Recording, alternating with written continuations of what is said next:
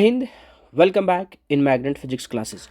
आज का वीडियो अभी तक का जितने भी वीडियो है उसमें ये सबसे इम्पोर्टेंट वीडियो होने वाला है, क्योंकि आज झारखंड बोर्ड का फिजिक्स का मॉडल सेट बताने वाले हैं।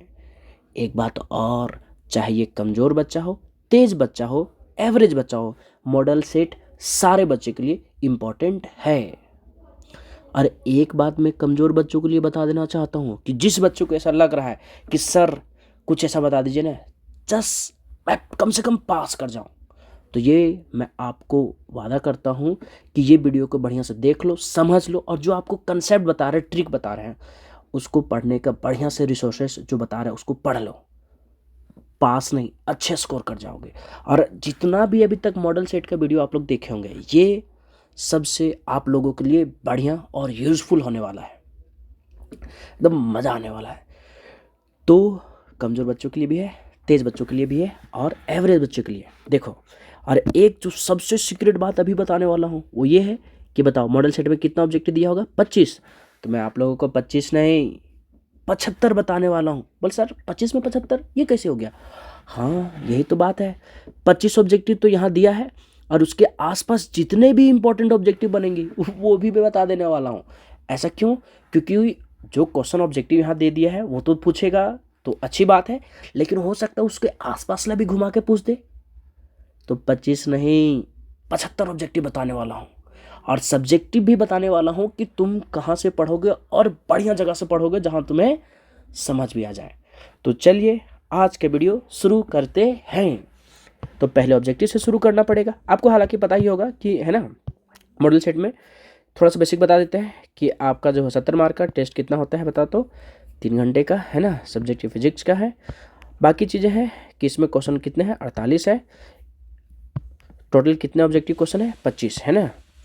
सब्जेक्टिव क्वेश्चन जो है आपको यहाँ देख लेना बढ़िया से, 26 से 34 तक टोटल 9 क्वेश्चन है। बनाने कितने? 7 नंबर का। कितने मार्क्स का? 1 मार्क्स वाले का, ठीक है। और यहाँ ध्यान से देख लीजिए, 35 से 42 तक टोटल 8 क्वेश्चन है। बनाने कितने? 6 क्वेश्चन, 3 मार्क्स का, ठीक है। और यहाँ 43 48 तक टोटल कितने क्वेश्चन है? 6 क्वेश्चन है। बनाने कितने? 4 है ना। 4 कितने मार्क्स का? 5 मार्क्स का, है ना। तो हो गया, टोटल इतना ही समझ लीजिए। चलिए, तो आप लोगों का जो सबसे डिमांडिंग वीडियो है ना, मज़ा आने वाला है। देखिए क्या है सब, अब देख लीजिएगा 25 से 75 बन रहा है कि नहीं बन रहा है। और हाँ, जो बच्चे को डर है ना पास होने का, बस तुम पेशेंसफुली ये वीडियो देख लो। क्वेश्चन पढ़ा, पहला question, when an electric dipole is placed in uniform electric field it experiences.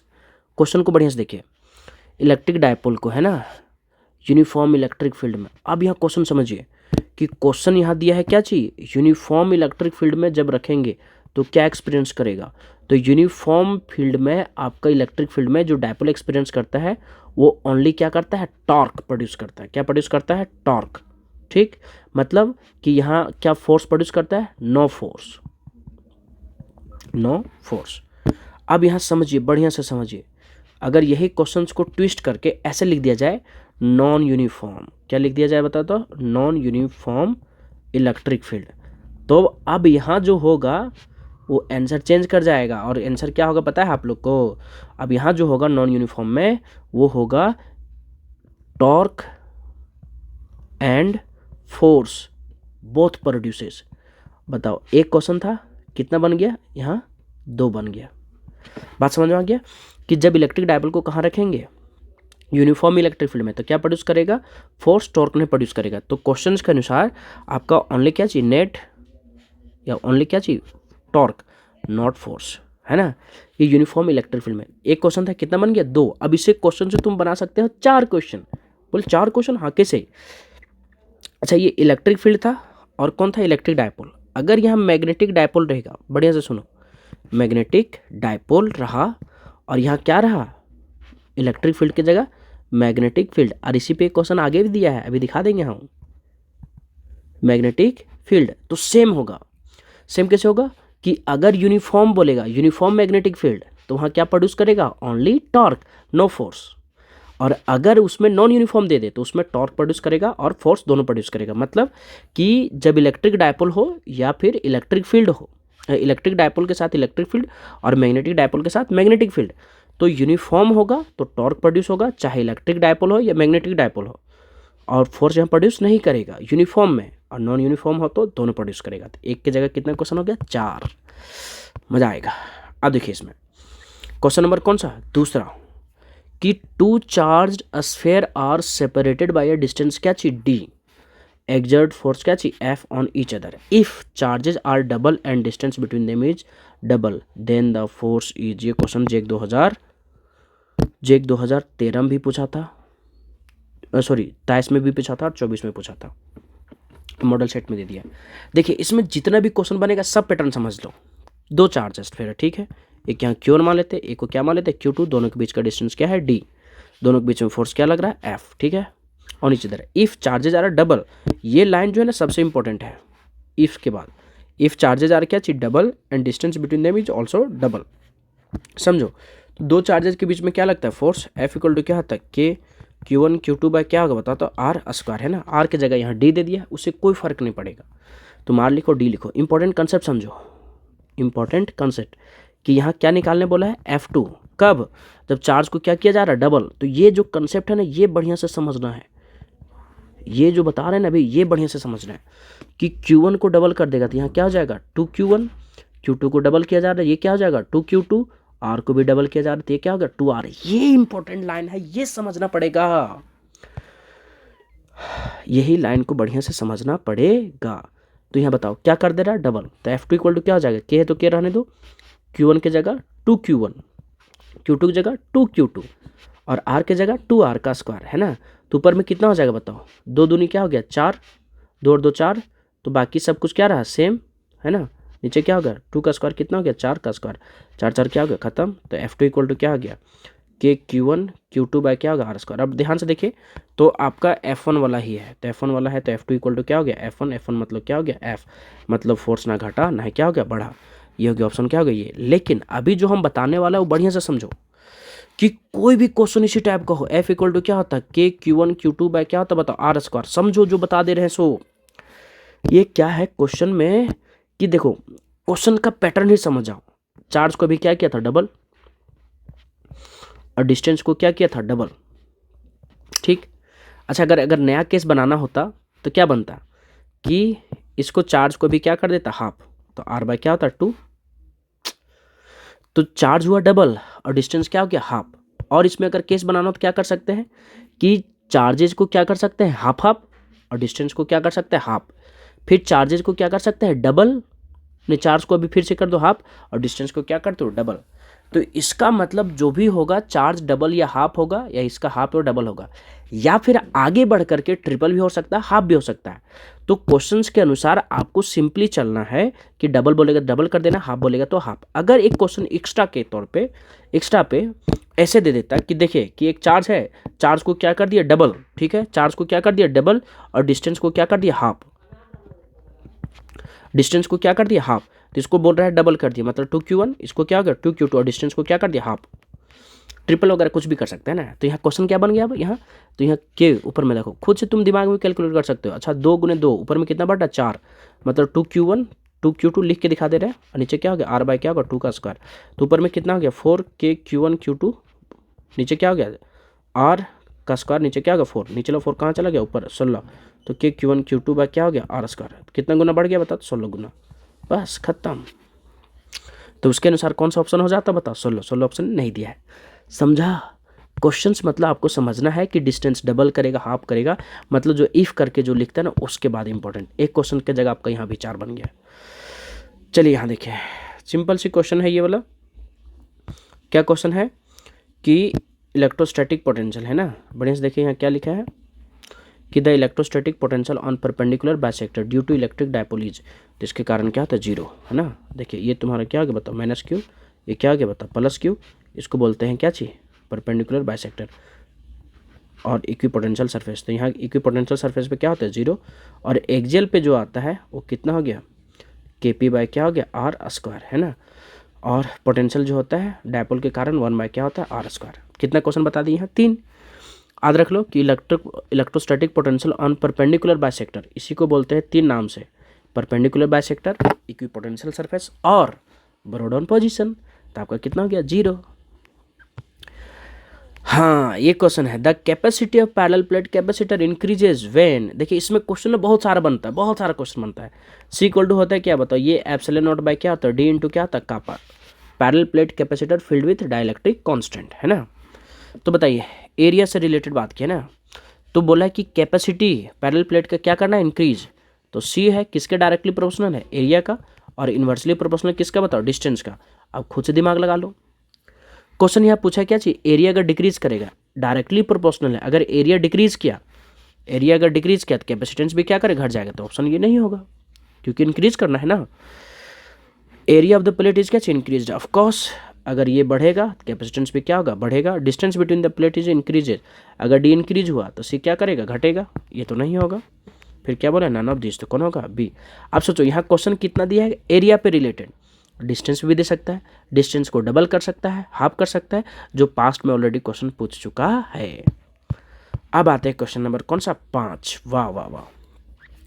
Kirchhoff's junction rule is based on conservation of. वाह, देखिए यहाँ क्या लिखा है, जंक्शन रूल लिखे, पॉइंट रूल लिखे, है ना, पॉइंट रूल लिखे, या तो क्या लिखे, किरचॉफ फर्स्ट रूल लिखे, है ना। किरचॉफ क्या चाहिए, फर्स्ट रूल। सब में जो होता है क्या होता है बताता, चार्ज होता है, क्या होता है बताता, चार्ज। और यहाँ समेशन ऑफ करंट क्या होता है, जीरो। ओहो हो, बन गया ना दो क्वेश्चन यहाँ। लेकिन अगर जंक्शन रूल की जगह क्या बोलता होता, लूप रूल, या फिर क्या बोलता किरचॉफ सेकेंड रूल, या क्या बोलता मेश रूल। तो ये सब में जो होता है क्या होता है, समेशन ऑफ पोटेंशियल क्या होता है, जीरो। और ये किस पे बेस्ड होता है बताइए, बेस्ड होता है एनर्जी पे। बताओ कितना क्वेश्चन बना दिया, बताओ यहाँ 4 क्वेश्चन हो गया ना। फिर से यहाँ भी एक क्वेश्चन जो दिया है वो एक करंट वाला भी पूछ सकता है और लूप वाला भी पूछ सकता है, समझिए। अब क्वेश्चन इसमें किसी में देगा, अगर बार बार आप रिवीजन कर लेंगे, सोचिए क्वेश्चन से यहाँ आराम से आप मुस्कुरा मुस्कुरा बनाएंगे, है ना।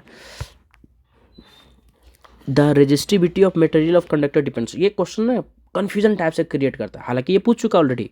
रेजिस्टिविटी का ही एक और नाम है स्पेसिफिक रेजिस्टेंस, कंफ्यूज करते रहते हैं लोग, है ना। स्पेसिफिक रेजिस्टेंस इसको डिनोट करते हैं रो से। तो आर इक्वल टू जो होता है ना, वो रो इंटू क्या होता है बताओ, एल बाय क्या होता है ये। और आर जो होता है ना, एक और फॉर्मूला होता है एम एल ये एन स्क्वायर टाउ, इसको बोलते हैं माइक्रोस्कोपिक फॉर्मूला। तो यहाँ से रो जो आता है वो आता है M N E square tau. अब बताओ क्या रो में कहीं भी एरिया लेंथ दिख रहा है क्या, नहीं दिख रहा है। तो जब एरिया ये बोल रहा है कि किस पे डिपेंड करेगा, है ना, बताओ क्या लेंथ पे यहाँ दिख रहा है, कहीं नहीं दिख रहा है, नहीं डिपेंड करे। एरिया पे दिख रहा है, नहीं। टेम्परेचर, बोल टेम्परेचर भी तो नहीं दिख रहा है, हाँ नहीं दिख रहा भले ही, लेकिन ये रिलैक्सेशन टाइम दिख रहा है ना। तो रिलैक्सेशन जो टाइम है इसको टाउ को बोलते क्या चाहिए, रिलैक्सेशन टाइम, है ना। तो रिलैक्सेशन टाइम, तो रिलैक्सेशन टेम्परेचर अगर बढ़ेगा, है ना, टेम्परेचर अगर बढ़ेगा तो रिलैक्सेशन टाइम क्या होता है, घटता है। मतलब दो इलेक्ट्रॉन को आपस में टकराने के बीच का टाइम क्या होता है, घटता है।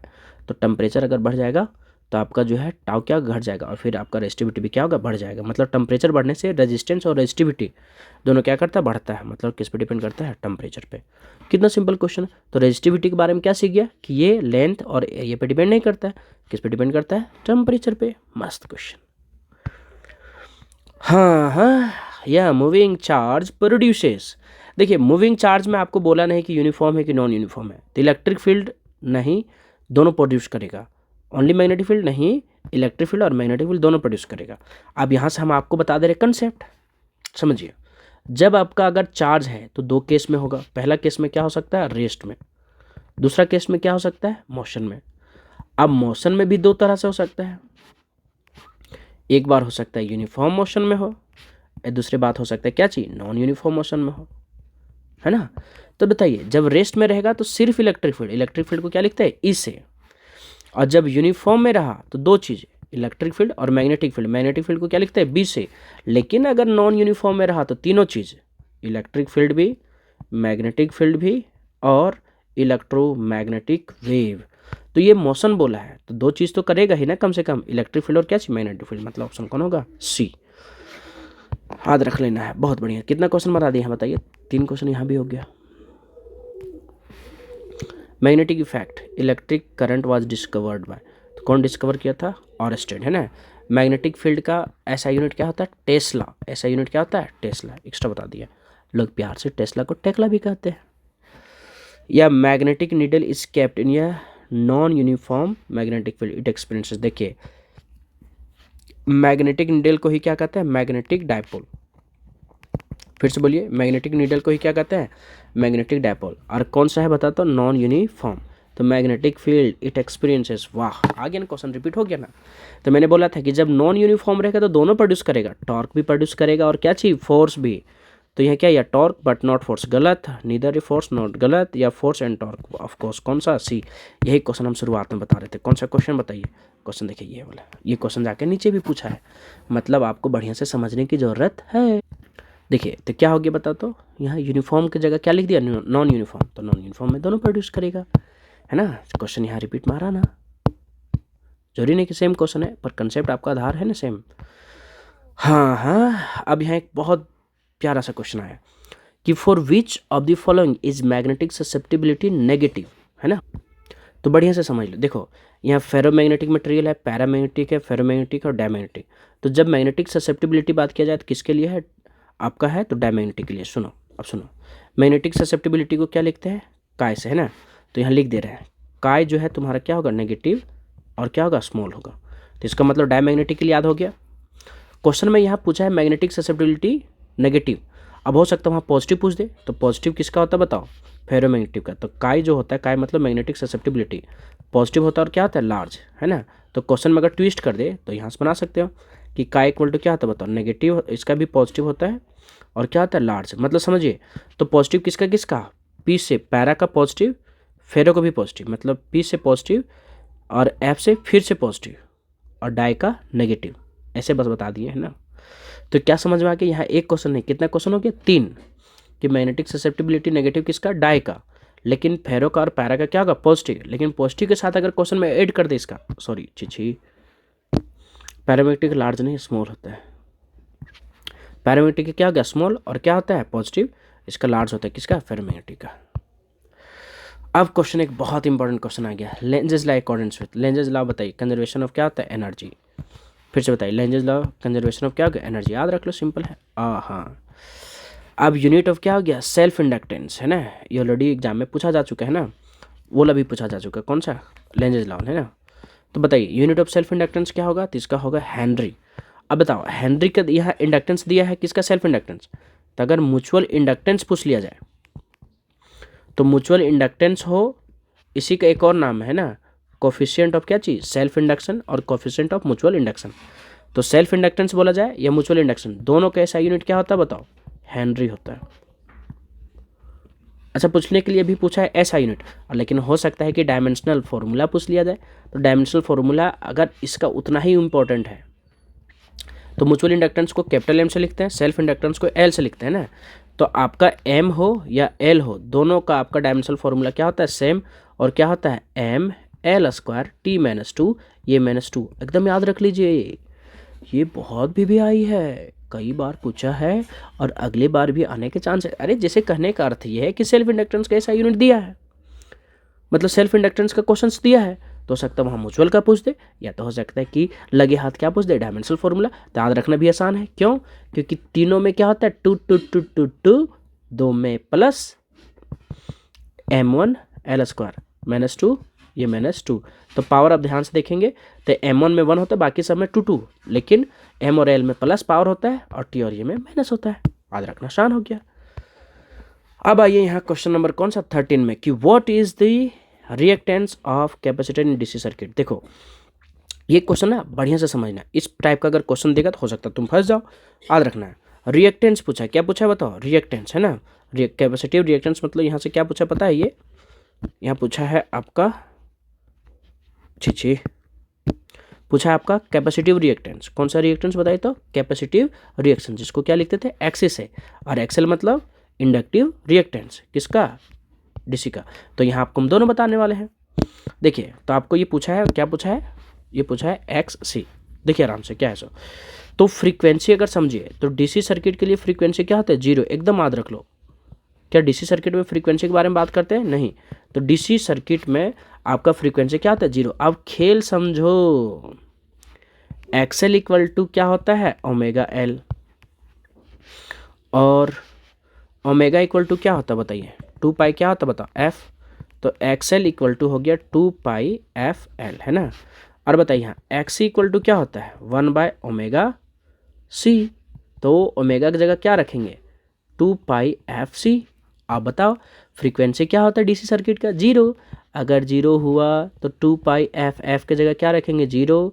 तो बताइए कि जो 0 है सबको धुआं धुआं करके क्या कर देगा 0, या करकरा के 0 कर देगा, मतलब एक्सएल क्या हो गया 0। अब यहाँ ये एक्स से आइए, एक्स सी 1 क्या होगा नीचे 2πf का वैल्यू कितना है बताइए, एफ की वैल्यू है 0, अरे एफ की वैल्यू 0 है ना, इंटू क्या हो गया सी, तो नीचे भी एक सबको धुआं धुआं करके क्या कर देगा 0।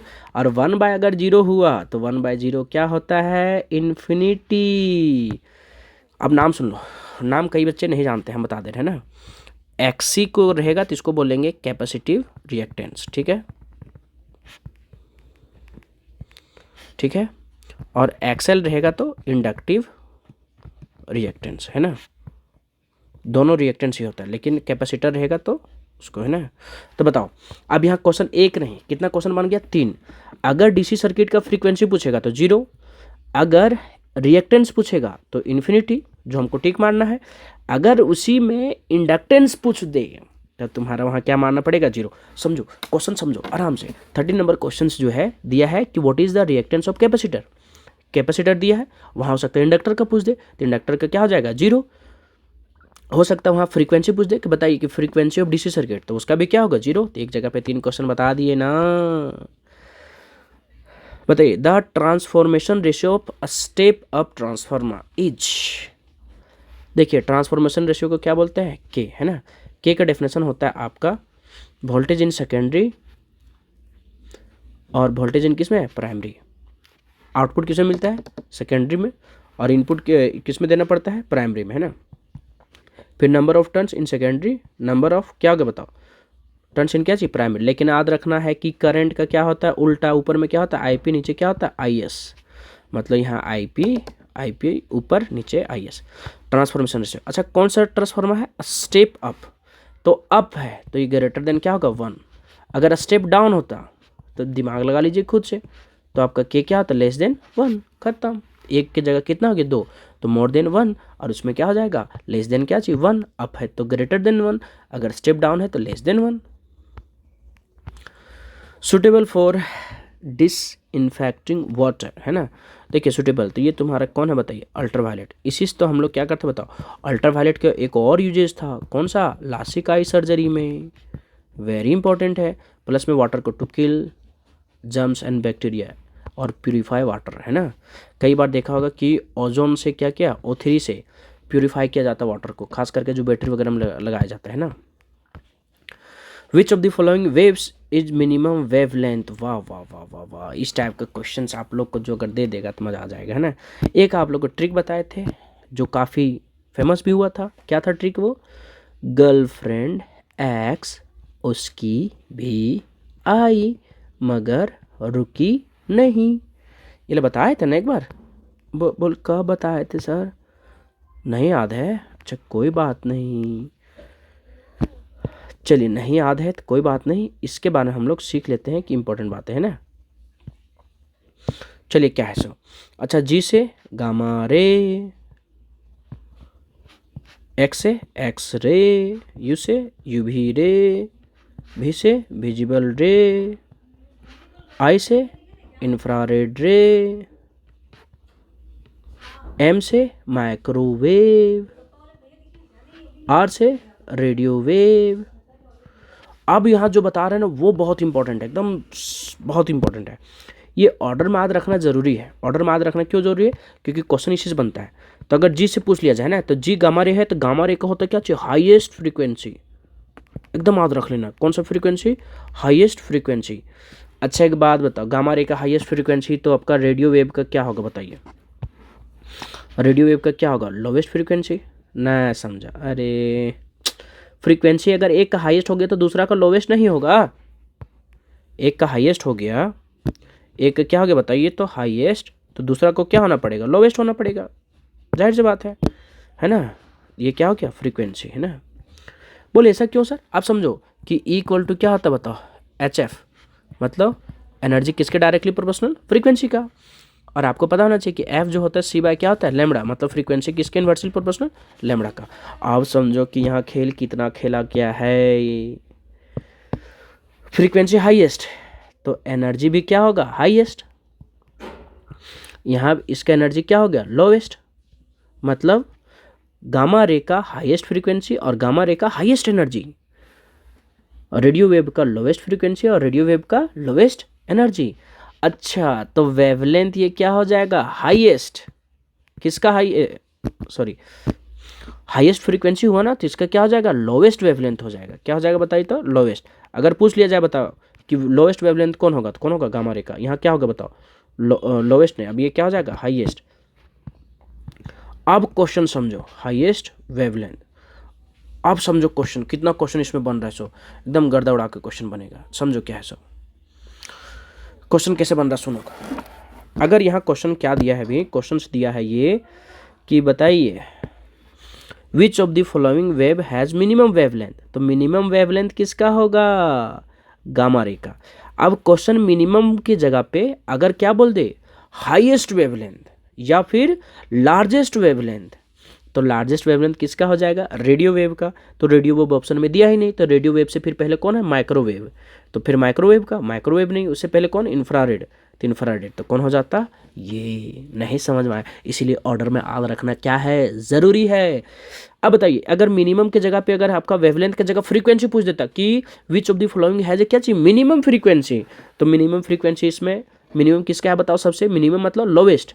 तो कौन है? रेडियो वेव का। और रेडियो वेव नहीं है तो माइक्रोवेव, माइक्रोवेव नहीं है तो कौन सा होगा? इंफ्रारेड। मतलब कौन हो जाता ऑप्शन? ये।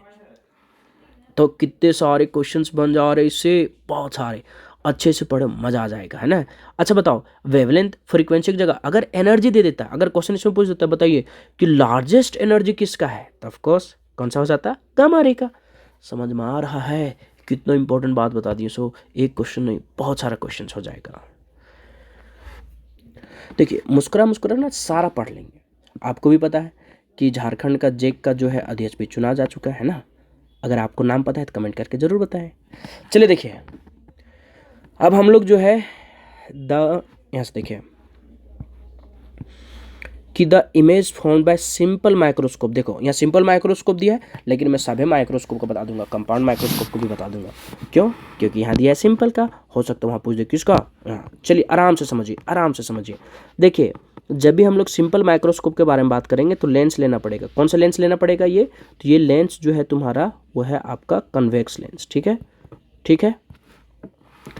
देखिए, ये तुम्हारा ऑप्टिकल सेंटर हो गया बीच वाला को, इसको बोलते हैं क्या चीज? फोकस। तो ऑब्जेक्ट को हम लोग जब फोकस और ऑप्टिकल सेंटर के बीच में रखेंगे तब आपका तो एक लाइन को पैरेलल खींचा जाता है, जो यहाँ जहाँ पास करेगा फोकस हो गया ये। अच्छा, ये क्या कर गया? डाइवर्ज कर गया। और आपको पता है कि डाइवर्जिंग रे कभी भी मिलते नहीं है। अगर वो नहीं मिलेंगे, अगर इधर डाइवर्जिंग रे नेवर मीट, फिर से बोलिए, डाइवर्जिंग रे नेवर मीट। अगर नहीं मिलेंगे इधर तो कोई बात नहीं, पीछे जाकर मिलेंगे। तो बताइए, अब आपको समझ में आ गया होगा कि अगर डॉटेड लाइन है तो इमेजनरी होगा। अरे डॉटेड लाइन है तो इमेजनरी नहीं होगा। तो जैसे यहाँ हो गया ये, यहाँ क्या आ गया बताओ? बी। यहाँ क्या हो गया? D dash. यहाँ क्या हो गया? B dash. तो सिंपल माइक्रोस्कोप से ये कौन सा है बताओ तो? सिंपल माइक्रोस्कोप स्कोप है ना। तो सिंपल माइक्रोस्कोप का आपका कैसे बनेगा? आपका देखिए, पहला तो है इमेजनरी बनेगा, दूसरा क्या बनेगा? इरेक्ट। मतलब ऑप्शन कौन हो गया? पहला। तो ये हो गया सिंपल माइक्रोस्कोप का। अगर कंपाउंड माइक्रोस्कोप का बोल देगा तो क्या करोगे, है ना। तो कंपाउंड माइक्रोस्कोप का भी जान लो। देखो, कंपाउंड माइक्रोस्कोप का समझो, इसमें कितने लेंस होता था? 2। कितने लेंस होता था बताओ तो? 2। क्योंकि देखो क्वेश्चन में ना पूछा है ना, कंपाउंड माइक्रोस्कोप का भी क्वेश्चन पूछा जा चुका है ना। और कंपाउंड माइक्रोस्कोप का पूछा जा चुका है तो कुछ भी पूछ सकते हो, है ना। ये ज़्यादा छोटा हो गया ना, इसको थोड़ा सा बड़ा बनाते हैं। देखिए, इसको बोलते हैं, पहला वाला को बोलते हैं ऑब्जेक्टिव लेंस। क्या बोलते हैं बताता? ऑब्जेक्टिव, है ना। दूसरा को क्या बोलता है? आई पीस लेंस। पहला क्वेश्चन यही है कि किसका अपर्चर बड़ा होगा, आई पीस का कि ऑब्जेक्टिव लेंस का। तो आपको दिख रहा है आई पीस लेंस का, है ना। अब दूसरी बात यहाँ ये है, दूसरी बात अगर आपसे पूछ लिया जाए कि बताइए कि आपको इसमें से इसमें से अगर पूछा जाए कि बताइए कि सिंपल माइक्रोस्कोप कौन सा है, तो सिंपल माइक्रोस्कोप कौन सा लेंस होता है तुम्हारा, ये होता है आई पीस लेंस, एकदम याद रख लो। मतलब इसका नाम क्या है, कंपाउंड माइक्रोस्कोप। ये कौन सा है बताओ तो, कंपाउंड माइक्रोस्कोप। अब कंपाउंड माइक्रोस्कोप में अगर पूछ लिया जाए कि इसमें से जो है सिंपल माइक्रोस्कोप के जैसे कौन सा लेंस काम करता है, तो आई पीस लेंस काम करता है ना। तो अब ये चीज़ें हो गया, अब इसका डायग्राम बनाना है। तो डायग्राम बनाना है तो आपको बढ़िया से समझना पड़ेगा। देखिए, तो यहाँ ऑब्जेक्ट ये क्या है, ऑप्टिकल सेंटर, ये क्या है, फोकस। फोकस से अभी दूर रखेंगे। यहाँ सिंपल माइक्रोस्कोप में जो है फोकस और ऑप्टिकल सेंटर के बीच में रखते हैं। ऑब्जेक्टिव लेंस में थोड़ा सा दूर रखेंगे, यहाँ से एक पहला लाइन खींचेंगे और ये पहला लाइन प्रयास कीजिए कि यहाँ मिला के रखिए ना, ये होगी यहाँ, ठीक है। अब यहाँ से जाएगा ये और यहाँ जाके क्या करेगा, मिल जाएगा। अब यहाँ से एक लाइन ऐसे एक रफ स्केच खींच दिया है ना, ये रफ स्केच हो गया। क्या हो गया, कंपाउंड माइक्रोस्कोप। अब यहाँ से क्वेश्चन समझिए, ये जो लेंस बना रहे हैं जैसे वैसा ही होगा टेलीस्कोप में। टेलीस्कोप में भी ऐसा ही बनता है, टेलीस्कोप में कुछ नया नहीं बनेगा, है ना। समझो समझो। तो ये ऑब्जेक्टिव लेंस हो गया और ये कौन हो गया, आईपीस लेंस। तो ऑब्जेक्टिव लेंस यहाँ कैसे इमेज बना रहा है, ये छोटा था तो यहाँ इसका इमेज जो बना क्या बना, बड़ा बना, ठीक है। तो याद रख लोगे, पहली बात क्या याद रखना है, पहला याद रखना है कि अगर ऑब्जेक्टिव लेंस के द्वारा पूछा जाए कि कैसा बनेगा, तो ऑब्जेक्टिव लेंस बनाएगा कैसे बनाएगा, इन्वर्टेड बनाएगा। और आपको पता होना चाहिए कि इन्वर्टेड के साथ क्या आता है, रियल या वर्चुअल, इन्वर्टेड के साथ रियल, है ना। और ये तुम्हारा कैसा बिहेव करता है, सिंपल माइक्रोस्कोप जैसा। और सिंपल माइक्रोस्कोप वाला अभी ऊपर बताएं कैसा बनाएगा, ये बनाएगा वर्चुअल। तो बताइए वर्चुअल के साथ कैसे आता है, इरेक्ट आता है या इन्वर्टेड आता है, इरेक्ट आता है। इरेक्ट मतलब सीधा, इरेक्ट मतलब क्या हो गया, सीधा। सेम ऐसा ही बनाता है कौन, आपका टेलीस्कोप।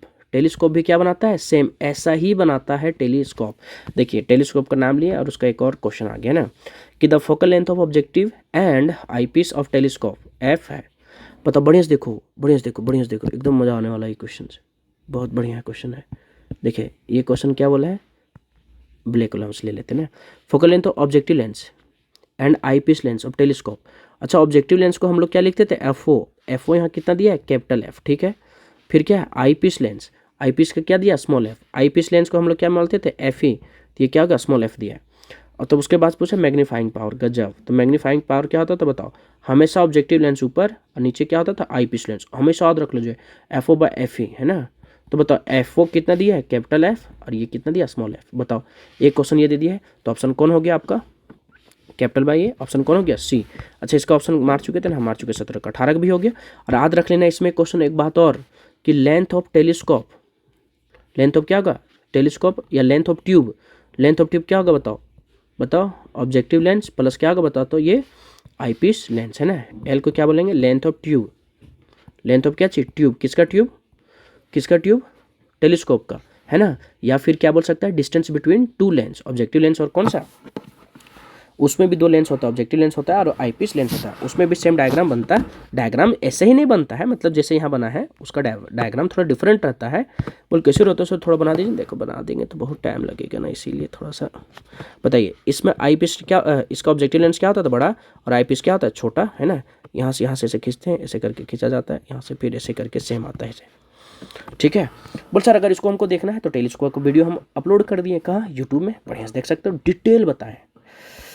चलिए, यहाँ कितना क्वेश्चन था, 2 ही क्वेश्चन था, लेकिन आपको बता दिए कितना हम, 4।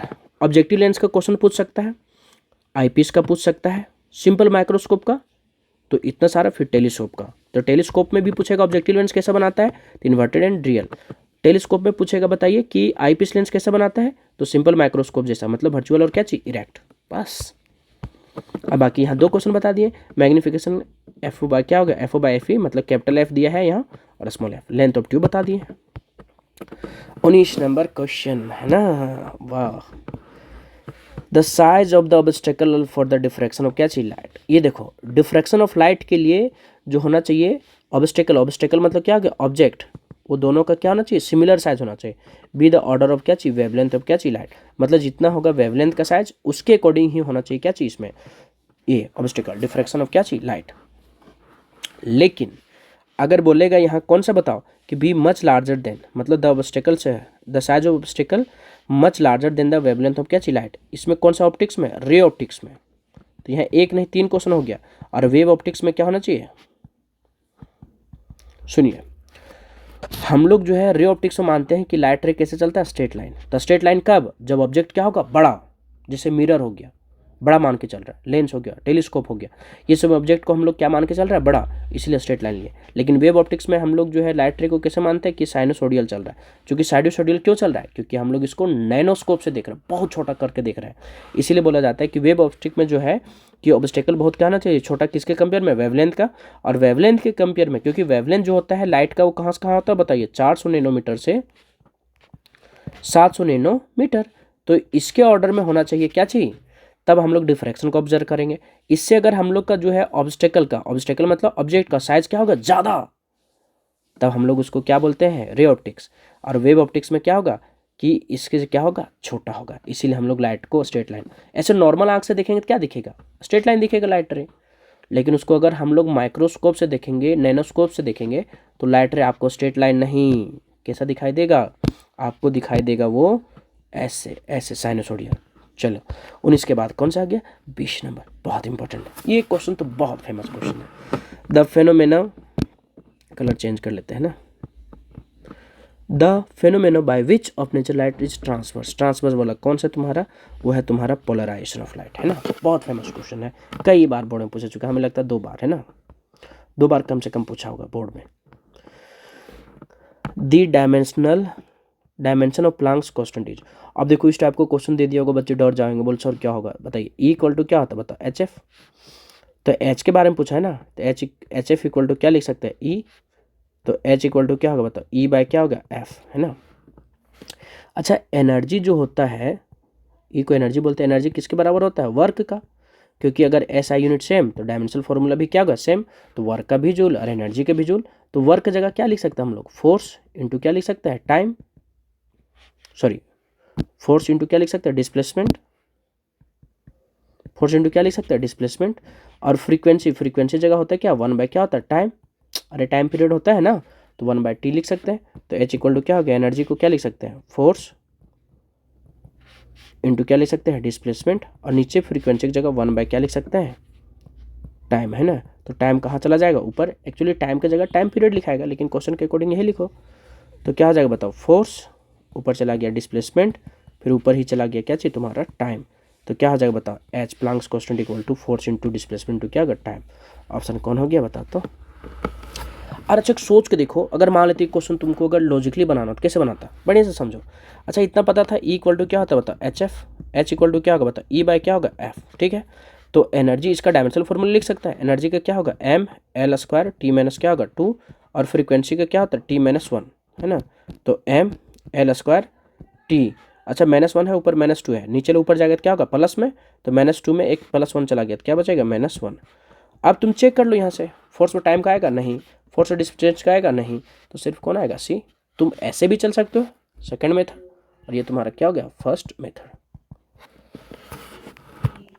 हाँ हाँ ये तो सिंपल क्वेश्चन है। Nucleus of an atom consist मतलब क्या था, रखना। तो न्यूक्लियस के पास क्या होता है, तो न्यूक्लियस के पास प्रोटॉन होता है, क्या चाहिए, न्यूट्रॉन। जैसे अगर कोई एटम है तो एटम के न्यूक्लियस में क्या रहता है, न्यूट्रॉन, और क्या रहता है, प्रोटॉन। इलेक्ट्रॉन कहाँ घूमते हैं, ऑर्बिट में, तो न्यूक्लियस में बोला है। हाँ, इफ या radio active atom emits gamma radiation, its atomic number. ओहो हो, आपको बताए थे कि गामा रे न्यूट्रल होता है, 3 तरह का होता है, एक अल्फा पार्टिकल, बीटा पार्टिकल, और कौन सा, गामा पार्टिकल।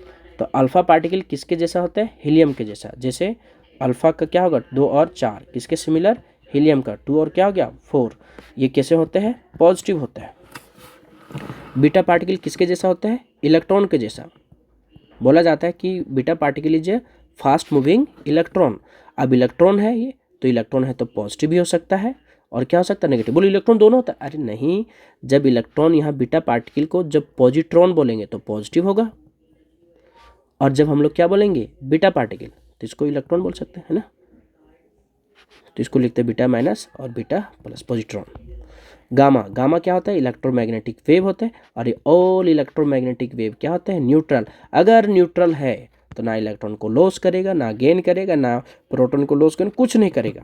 तो ना इंक्रीज करेगा ना डिक्रीज करेगा। तो इसका क्या हो गया, रिमेन्स आंसर। अरे कोई न्यूट्रल है तो उसमें कहाँ से घटेगा बढ़ेगा, अल्फा पार्टिकल बीटा पार्टिकल ने घटाएगा बढ़ाएगा। अब देखिए एक की जगह 3 क्वेश्चन हो गए यहाँ। 24 नंबर है, P type semiconductor what kind of impurities is found, है ना। देखिए तो पी टाइप सेमीकंडक्टर है, तो पी टाइप में आपको बताए थे, पी टाइप में क्या होता है, वैलेंसी कितना होता है 3। ओहो भूल गए क्या, ओहो। इम्प्योरिटीज कितने तरह से, 2 तरह से, एक होते हैं पी टाइप और एक क्या होते हैं एन टाइप, है ना। बताइए पी टाइप में जो होते हैं कौन होते हैं, पी से जो तुम्हारा पी टाइप इम्प्योरिटीज, सॉरी छे एक होता है क्या चीज़ बताइए, इम्प्योरिटीज जब बात करेंगे हम लोग तो ग्रुप कौन हो गया बताओ, 13 हो गया, क्या हो गया बताए तो ग्रुप 13 एलिमेंट, है ना। और एक क्या हो गया ग्रुप 15 एलिमेंट, वो सेमीकंडक्टर 2 होते हैं ना, पी टाइप और क्या चाहिए एन टाइप, ग्रुप 15 एलिमेंट। अब यहाँ समझना है कि 2 इम्प्योरिटीज हो गया, ग्रुप 13 और ग्रुप क्या चाहिए 15, तो ग्रुप 13 को हम लोग बोलते हैं ट्राइवैलेंट इम्प्योरिटीज, क्या बोलते हैं ट्राइवैलेंट इम्प्योरिटीज, क्या बोलते हैं बताइए तो ट्राइवैलेंट इम्प्योरिटीज। और ग्रुप 15 को क्या बोलते हैं पेंटावैलेंट इम्प्योरिटीज। अब बढ़िया से समझो,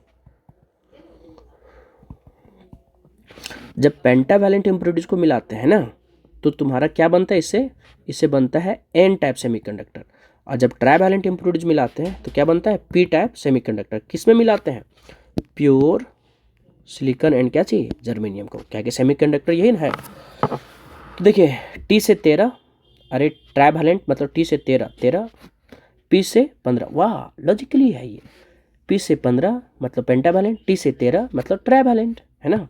तो ट्राइवैलेंट 3 में 3, पी में 5, तो इसमें कितना होगा 3 होगा, है ना बैलेंस इलेक्ट्रॉन। ग्रुप 13 एलिमेंट आपको पता है, नहीं पता तो यहाँ बता देते, क्या किधर बता दें, यहाँ बता देते हैं। ग्रुप 13 है ना, क्या होता है ग्रुप 13, बैंगन आलू गाजर इन थेला, दुकान में है जाके ले ला। अच्छा बता बोरॉन का एटॉमिक नंबर कितना होता है 5, बांटो 2 और कितना हो गया 3, कितना हो गया इसका 3। एल्युमिनियम का बांटो कितना होता है 13, 2 8 3, तो इसको सब का कितना होगा बैलेंस इलेक्ट्रॉन 3 होगा। और ग्रुप 15 एलिमेंट का है, यहाँ लिख देते हैं ना, थोड़ा सा दिक्कत होगा लेकिन लिख दे रहे हैं, नाना पाटेकर ऐश्वर्या सब बीमार। तो बता नाना का कितना हो गया 7, बांटोगे इसको 2 और कितना होगा 5, बैलेंस इलेक्ट्रॉन कितना हो गया 5। तो अगर यहाँ देखिए अभी कितना क्वेश्चन बता दिए, यहाँ एक नहीं बहुत सारा क्वेश्चन बता दिए, एकदम गड़बड़ा दिए। पी टाइप है ना, पी टाइप में सोचिए कि अगर पूछेगा अगर आपका क्या चाहिए व्हाट काइंड ऑफ इम्प्योरिटीज, तो ट्राइवैलेंट में कितना होता है 3, ठीक।